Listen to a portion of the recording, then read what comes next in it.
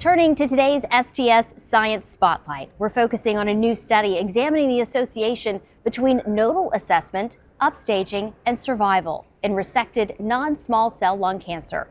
The author, Dr. Chris Seder, is here in studio to discuss. Dr. Seder, thank you so much for joining us. Let's start with a little historical perspective. So what were the previous recommendations regarding the removal of a lymph node and the examination in lung cancer patients? A while back, it was based on the number of lymph nodes that were taken out. And they said for anybody who had a lung cancer taken out, you should have at least 10 lymph nodes removed.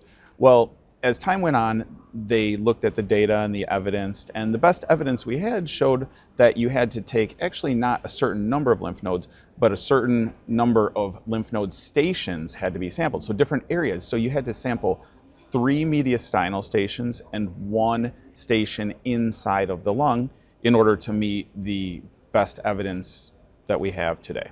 So right now, there's the standard 5.8 that's put out by the Commission on Cancer. And standard 5.8 says that you should take 3 mediastinal lymph nodes and 1 hilar lymph node. So what did your study seek to determine? Traditionally, most of the data out there have focused on mediastinal lymph nodes, or what we call N2 lymph nodes.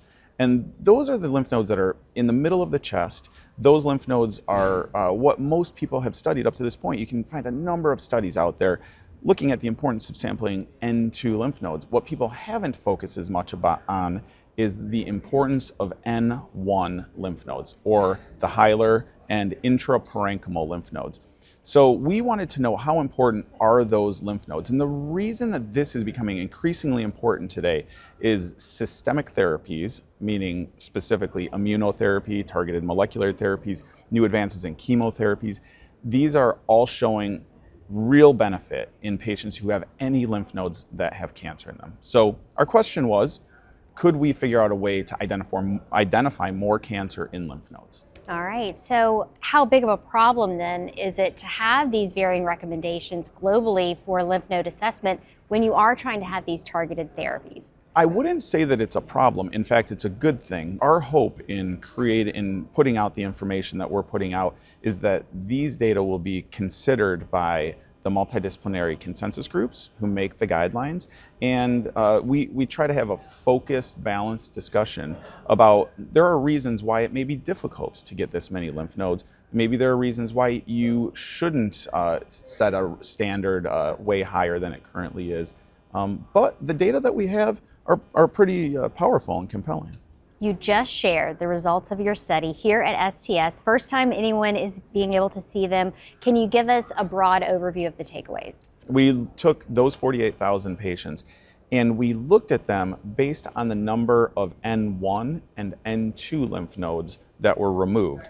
And the first part of the study was to understand if you took a certain number of N1 nodes and a certain number of N2 nodes, what was the rate of nodal upstaging, meaning the difference between clinical staging and pathologic staging, meaning you found more lymph nodes. If you have a higher rate of pathologic upstaging, you found more cancer in your lymph nodes. And what we found was that as you got more and more N1 lymph nodes out from a patient, you had significantly higher rates of upstaging.